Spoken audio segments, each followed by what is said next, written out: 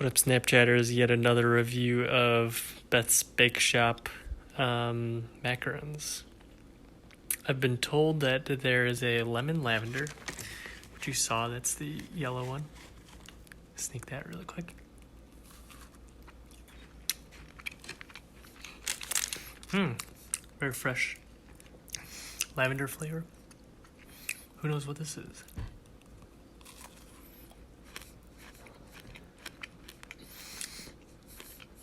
This one is root beer, actually.